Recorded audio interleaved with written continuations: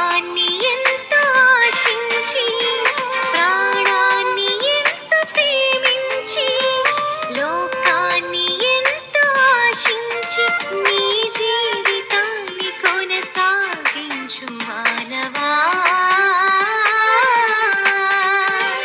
ఈ లోకమే మాయని తెలుసుకోకనే బ్రతికెదవా.